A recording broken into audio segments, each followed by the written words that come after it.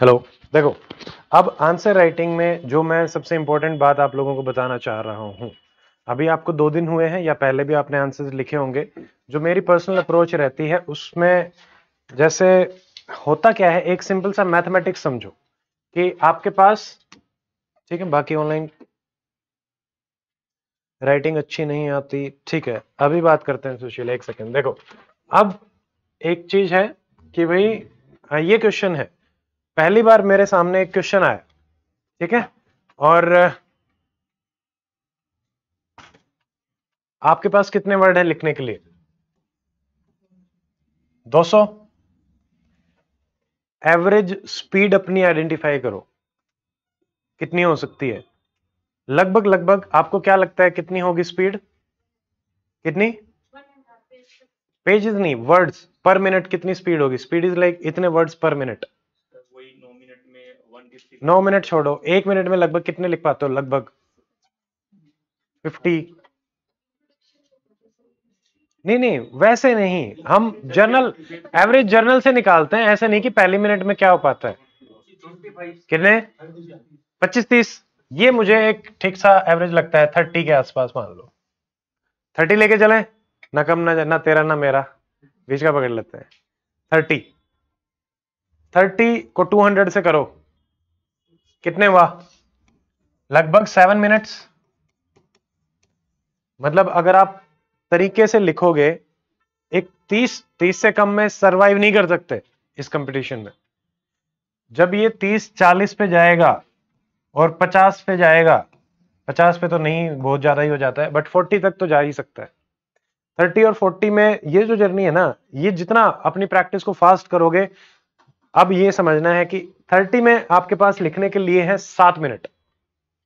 9 minute में से आपके पास सोचने के लिए कितने मिनट बचे? 2 मिनट। अब देखो, ये एक सिंपल मैथ समझ में आ रहा है। अब ये 2 मिनट आप कैसे भी लगा सकते हो।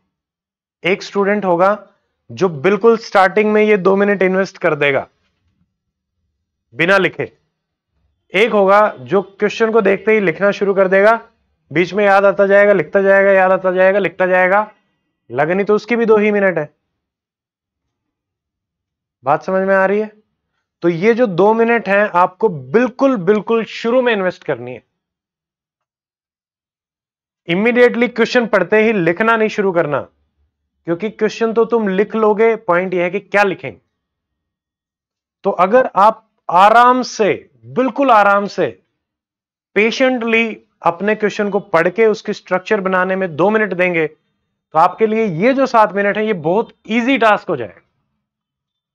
जितनी ब्रेनस्टॉर्मिंग करनी है इस 2 मिनट में कर लो, और 2 मिनट बहुत ज्यादा होते हैं एक मेंस राइटिंग स्टूडेंट के लिए। ब्रेनस्टॉर्मिंग तो सेकंड्स में करनी पड़ती है, 20 seconds, 30 seconds. 2 minute is like too much of time. अब सिंपल सी बात समझ, देखो, 30 सेकंड्स क्वेश्चन को बहुत अच्छे से पढ़ने के लिए और 1.5 मिनट उस पर ब्रेनस्टॉर्मिंग करने के लिए। अब सिंपल ये सवाल मैंने पढ़ना शुरू किया, 30 सेकंड से ज्यादा कोई सवाल नहीं ले सकता पढ़ने में तो। बट अगर हावड़ दावड़ में पढ़ोगे तो वही सवाल 4 बार पढ़ना पड़ता है। ठीक है, आप आए हैं, एक एक इनपुट को आपको लगाना पड़ेगा, क्योंकि आपका कंपटीशन उन लोगों के साथ है जो इस इनपुट और इन सब चीजों से ऑलरेडी 5-5, 6-6 बार निकल चुके। प्री में सिलेक्शन हो गया डज नॉट मीन कि मेंस क्वालिफाई हो जाएगा, कि किस्मत काम कर जाएगी। अब मेहनत और स्ट्रेटजीज का खेल है सारा। प्री अनसर्टेन था, तुमसे अच्छी अच्छी तैयारी वाले रह गए हैं, बट मेंस में सिर्फ अच्छी तैयारी वाला ही क्वालिफाई करेगा। 95%, सिर्फ 5% ही होंगे जिनका लक काम करेगा, ये चीज समझ लेना। हाँ, बट जितना टाइम है एक एक चीज पे काम करना है, एक एक पॉइंट पे अपनी शॉर्ट कमिंग्स को आइडेंटिफाई करके ही इंप्रूव करके यू कैन क्वालिफाई मेंस। उतनी मेहनत का काम नहीं है, बट स्मार्टली कि इतना ही करना है, अच्छे से करना है। फैक्ट एग्जाम्पल मेरे बहुत अच्छे से प्रॉपरली तैयार होने चाहिए, मैं टू द पॉइंट ही लिखूंगा, इधर उधर की बातें नहीं करेंगे। अब सिंपल सी ये एक्सरसाइज अगले आने वाले हर next day I will observe, कोई भी 2 मिनट से पहले लिखना शुरू नहीं करेगा। बात समझ में आ रही है? You have just 7 minutes to write. मैं यहां पे खड़ा हूं, जब तक वो 2 मिनट का टाइमर चलेगा। बार बार क्वेश्चन क्यों देखते हो?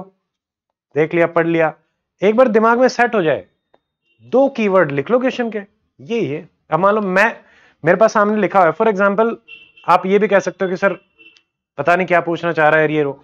शुरू में जब आपको टाइम मिला है, लिख लो, आपके पास पेपर होगा, इनुमरेट इश्यूज।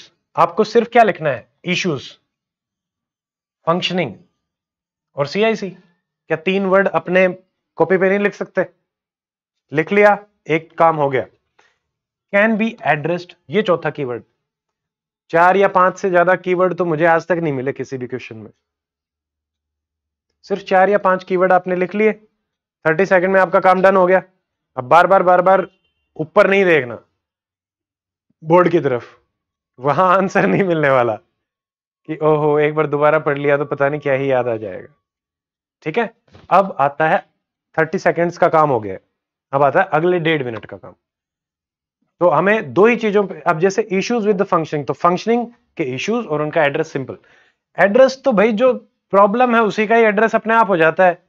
अगर मैंने ये इश्यूज ही अच्छे से सोच लिए तो मैं लिखते लिखते ही एड्रेस अपने आप सोच लूंगा, इतना तो दिमाग काम करता ही है। तो अब सोचो कि ये पूछा क्यों है सीआईसी, इसकी फंक्शनिंग में या फिर ओवरऑल। अब जैसे फंक्शनिंग एक बहुत ब्रॉड टर्म है, तो हम ओवरऑल भी सीआईसी के कोई भी इशू की बात करेंगे, वो कहीं ना कहीं फंक्शनिंग को तो इंपैक्ट करेगा ही करेगा। बट फिर भी हम जैसे इसका काम ये रहता है उसके हिसाब से भी बात करें कि भाई आपके पास कोई इंफॉर्मेशन आई, उसको लेना है, जज करना है, पीआईओ की फंक्शनिंग है, ठीक है, वैकेंसीज हैं, और जो हमने उस टाइप की इसकी ओवरऑल स्ट्रक्चर के हिसाब से बात करी, 3-4 जो सेंट्रल गवर्नमेंट का कंट्रोल से इसकी फंक्शनिंग ऑटोनॉमी पे फर्क पड़ रहा है, तो आप आराम से यहाँ पे 7-8 चीजें तो आराम से सोच पाओगे कि अभी रिसेंट कौन से 2-3 चेंजेस करे हैं। फिर हमने देखा अपॉइंटमेंट के रिगार्डिंग कोई इशू था क्या, फाइनेंसिस के रिगार्डिंग कोई फंक्शनिंग में इशू आ सकता है क्या, ठीक है, इनके और क्या हो सकते हैं। तो 4-5-6 चीजें सोची, और सोचते एड्रेस तो अपने आप ही हो गया। भाई वैकेंसी है तो फिल कर दो, पैसे नहीं है तो पैसे दे दो, ठीक है, पेंडेंसी हो रही है, कोई अथॉरिटी ऊपर नहीं सुन रहा तो उसके लिए कुछ बना दो, सिंपल सी बात है। स्टेटरी बॉडी है, फंक्शनिंग कॉम्प्रोमाइज हो रही है, कॉन्स्टिट्यूशनल बना दो, ठीक है। 3 तरीके से इनकी पावर कॉम्प्रोमाइज करी, तो हमने वही तो देखा कि भाई जैसे मान लो अपॉइंटमेंट में सिर्फ ब्यूरोक्रेट है, नॉन ब्यूरोक्रेट को ले आओ। आपने सीईसी के इक्विवेलेंट इसकी कंडीशंस और ये सब होती थी, तो आपने वो छीन ली, दोबारा से आने चाहिए, इसका रिमूवल तक भाई वैसा ही होना चाहिए, ठीक है। तो अब अगले हर आंसर में शुरू के 2 मिनट कोई भी नहीं लिखेगा, ऑनलाइन भी जो लोग प्रेजेंट हैं, मेक इट योर हैबिट, आपको ये 7 मिनट अच्छे से लिखना है अब बस।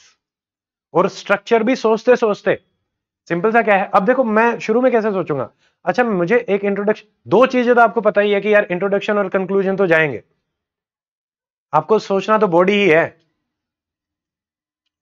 अब जब इंट्रोडक्शन जाएगा तो शुरू में ही सोच लो सीआईसी का इंट्रोडक्शन क्या हो सकता है, आरटीआई एक्ट 2005, और क्या होगा। 99% जनता वही करेगी, हमें भी वही करना है। हर क्वेश्चन में थोड़े ना इनोवेटिव होगे, 20 क्वेश्चन है, हो सकता है आप 3-4 क्वेश्चन में थोड़ा सा इनोवेटिव होके बहुत अच्छा इंट्रोडक्शन कर दो। बट यहां पे तो डिमांड ऑफ द क्वेश्चन के हिसाब से उसके बैकग्राउंड में इतना अच्छा फैक्ट है और बहुत इंपॉर्टेंट फैक्ट है, मैं उसको कैसे मिस करके कुछ भी इंट्रोडक्शन स्टार्ट कर दूं। तो मुझे तो आरटीआई 2005 ही लिखना पड़ेगा। तो यहां तो कुछ सोचना ही नहीं है, अपना आराम से आरटीआई लिखा, आरटीआई एक्ट 2005, ठीक है। फिर याद आया, ओ 2019 अमेंडमेंट, अच्छा 1 2 3 तो इशू यही हो गए, और क्या हो गया, ये टक टक टक 6-7 पॉइंट बन गए, सफिशिएंट एनफ, 6-7 सॉल्यूशन हो गए, उसी में लिखने में एक पेज में इश्यूज। और ये स्ट्रक्चरिंग होती है, मान लो सिंपल लिख भी रहे हो, ज्यादा भी आ रहा है, 1.5 पेज तक चले जाओ, अगले 1-1.5 पेज में अपना सॉल्यूशंस हो गए। और कंक्लूजन कि भाई जब तक हम अपने इंस्टीट्यूशंस को रोबस्ट नहीं बनाएंगे, और वो भी ऐसा जिसका पर्पस ही ट्रांसपेरेंसी अकाउंटेबिलिटी का था, तो हम कैसे एज अ कंट्री ग्रो करेंगे, सर्वाइव करेंगे, डेमोक्रेसी लेके आएंगे, रियल डेमोक्रेसी। बड़ी बड़ी बातें, कंक्लूजन में तो बड़ी बड़ी बातें ही करनी होती हैं। इतना तो सीख लेना चाहिए अब तक। ठीक है, एग्जाम की डिमांड को समझना है, आंसर राइटिंग की डिमांड को समझना है। नीट क्लीन आंसर, दिखता हुआ, स्पेसिंग, वर्ड की स्पेसिंग बिल्कुल करेक्ट। एक टीचर थे हमारे सोशियोलॉजी के, वो कहते थे कि your answer sheet is your fate.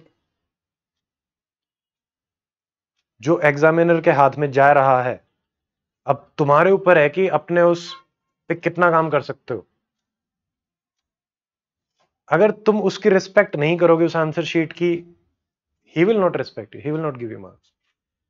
What do I mean by respect? It should be organised, it should be neat clean. एक रिफ्लेक्शन आना चाहिए आंसर शीट को देख के कि ओह मजा आ गया।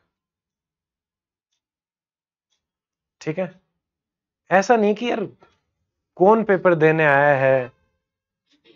जब आप ही अपने आंसर शीट के बारे में सीरियस नहीं है तो दूसरे से क्या ही एक्सपेक्टेशन करोगे, जो कि आपको जानता ही नहीं है। फॉर हिम और her you are just a candidate. हम आप लोगों को इनपुट, क्योंकि we are in a different relation, teacher student. वो ये होता है कि हमारा काम है आप लोगों को बताना कि यार ये कमी है, इस पे काम कर लो। उनका काम नहीं है, उनका प्रोफेशन है अच्छी से अच्छी शीट निकाल के उसको नंबर देके जॉब प्रोवाइड करा। वो हमारा काम नहीं है। हम तो अच्छी से अच्छी शीट में भी ये बताएंगे कि यार यहां पे ये इशू रह गया, इसको इंप्रूव करो। ठीक है, तुम्हारी अगर आंसर शीट अच्छी नहीं है तो नहीं है, उसको इंप्रूव ही किया जा सकता है। उसको अच्छा रिमार्क देके कुछ हासिल नहीं होने वाला, और ना ही डिमोरलाइज होने की वो नीड है, क्योंकि आप आए हैं अपने आप पे वर्क करने के लिए। तो जो इनपुट है उस पर काम करो, जितनी नॉलेज है एटलीस्ट उसको अच्छे से प्रेजेंट कर दो, क्योंकि जितना एक्वायर कर सकते हो उतना ही कर सकते हो। तो ऐसा तो है नहीं कि बहुत ज्यादा ही कर लोगे एक महीने में, बट एटलीस्ट जो है उसको तो बेस्ट प्रेजेंट करें। छोटा सा सिंपल सी डिमांड ही मैंने बोला है, एक लाइन इंट्रोडक्शन लिखना सीख लो, एक लाइन कंक्लूजन की लिखना सीख लो, बस। 2 3 4 5 6 पे जाओ ही मत, बट वो एक लाइन बिल्कुल ऐसी ढूंढ के लेके आओ, बेस्ट और रेलेवेंट और बिल्कुल ब्रीफ। आपकी कॉपी ही अलग हो जाएगी। अरे सारे आंसर, एक लाइन कंक्लूजन, एक लाइन इंट्रोडक्शन, और सारा पूरा ध्यान ही बॉडी पे है कि, और वो भी कीवर्ड्स के साथ, इश्यूज, फंक्शनिंग 1 2 3 4। और जब थोड़ा सा उसको एक्सटेंड कर रहे हो आर्गुमेंट को कि that is how it is impacting the functioning, एक दो जगह वो आ गया तो फंक्शनिंग एक दो बार फिर वर्ड चमक जाए तो सामने वाले को लगे यार बात ही वही हो रही है जो पूछ रहे हैं। और मैंने एक चीज कही, वर्ड्स को कभी चेंज मत करना।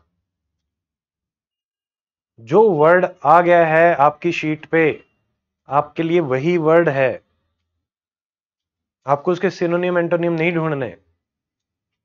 इश्यूज है तो इश्यूज है, शॉर्टकमिंग नहीं लिख के आनी। ठीक है, बेनिफिट्स पूछे तो बेनिफिट्स लिखो, पॉजिटिव्स मत लिखो। ये बहुत सिंपल रूल्स हैं, ये बहुत ड्रास्टिक चेंज करा देंगे। जितने पे भी आप हैं उससे बहुत ज्यादा इंप्रूवमेंट हो जाएगी। इन पॉइंट्स को अपने दिमाग में डाल लो, and from tomorrow onwards I want कि आप इसी तरीके से प्रोसीड करेंगे। समझ में आ गया? ढंग से बोलो थोड़ा सा। 10वीं क्लास वाले बच्चे इससे तेज बोलते हैं। समझ में आ रहा है बात? कर लेंगे? ठीक है, तो फिर अगले 2-3 दिन तक हम इस प्रैक्टिस को करते हैं। We will see how much we improved, और उसके बाद फिर से जो भी चीजें होंगी उसको अपन आगे प्रोसीड करेंगे। ठीक है, तो अब now we will conclude and thank you, see you tomorrow.